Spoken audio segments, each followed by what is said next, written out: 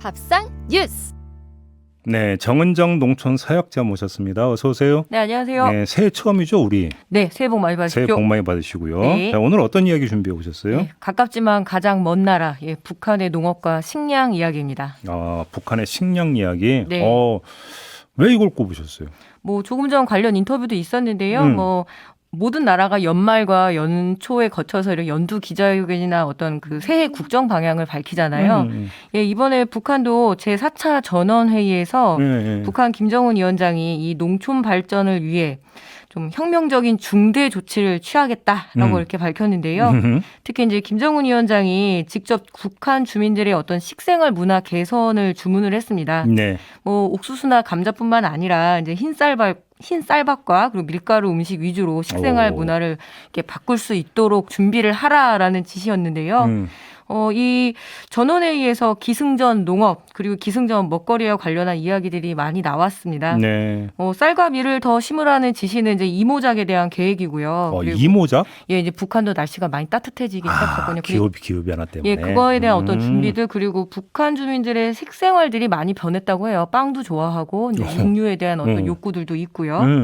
예, 그리고 무엇보다 이 북한의 협동 농장이 지고 있는 부채 탕감을 약속했습니다. 협동농장 부채를? 네, 그 농자재나 종자를 먼저 이렇게 국가로부터 대출을 받고 그리고 이제 수확을 해서 갚아야 되는데 그동안 여러 가지 이유로 이렇게 그 생산이 적다 보니까 주민들한테 돌아가는 몫이 굉장히 적었다고 해요. 빚 갚느라고. 예, 근데 이번에 이것을 이제 일괄 탕감을 하자라고 하니까 생산 의욕 고취에는 도움이 되긴 하겠구나. 그런데 워낙 북한도 개인 빚이 많다고 합니다. 그래서 좀 회의적인 시각도 있지만 어쨌든 이 부채 탕감 문제도 이번 전원회의에서 일부 나왔습니다. 이제 시장 요소가 이제 도입이 되다 보니까. 네네. 근데 아무튼 이 북한의 식량 사정에 대한 관심사는 되게 오래된 거거든요. 네네. 그럼 어떻게 파악이 되고 있나요? 근데 북한의 식량 사정은 북한만이 안다라는 이야기가 있을 정도로 좀 통계들이 좀 다 달라요. 그래서 이 유엔 식량 농업기구는 지난 10월에 수확하는 당시에 좀 비도 많았고 냉해 피해도 입어서 136만 톤으로 수확을 하고 그러니까 약 3만 8천 톤이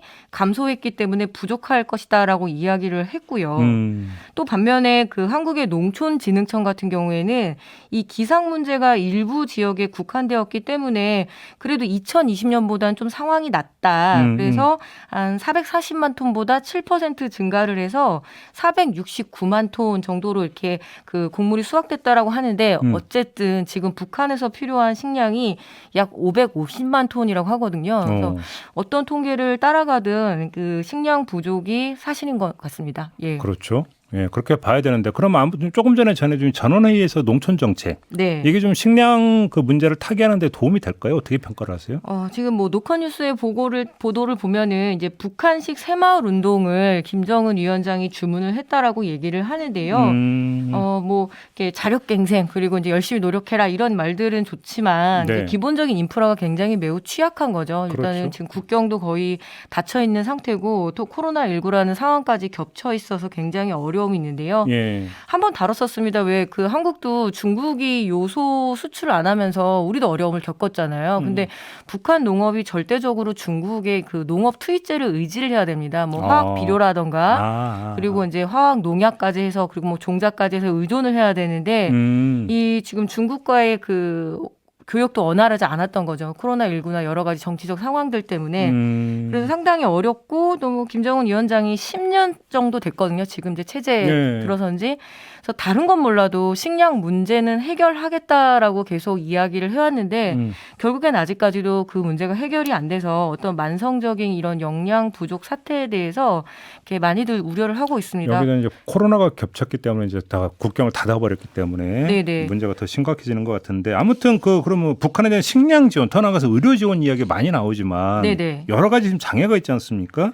뭐 많이 예민하죠. 근데 지난 8월에 이 유엔 아동기금 즉 유니세프가 북한의 결핵과 말라리아 퇴치 사업에 한해서라도 대북 제재 면제 기간을 1년 연장을 해달라라고 했는데 가장 그 이렇게 뭐죠 세다고 할 수 있는 안보리마저도 이걸 받아들였거든요. 그러니까 이 꽉 막힌 상황 같긴 하지만 그래도 이 임산부 그리고 노인들 그리고 어린이들을 위한 인도주의적인 정책들은 조금씩 이렇게 문을 열어주고 있는 상황이었고요. 예. 기억하실지 모르겠지만 2020년에 이 노벨 평화상 수상을 WFP 즉 세계 식량 계획이 받았습니다. 근데 이때 사무총장이 이렇게 얘기했습니다. 최고의 백신은 식량 지원이다. 예, 그래서 이 식량 지원에 대한 이야기들을 계속 촉구해 왔고 또 의료 지원 단체에서 얘기를 하는데 북한의 가장 지금 위기가 뭐냐면 지난 3년간 항생제나 어떤 기초 치료제, 예, 어떤 수입량이 0으로 잡혔대요. 그렇다면 설사병과 같은 아주 단순한 병도 굉장히 치료하기가 어렵고 치명적일 것이다라는 예측을 하고 있는데요. 이 유엔의 북한 인권 조사관 퀸타나가 이렇게 이야기를 했습니다.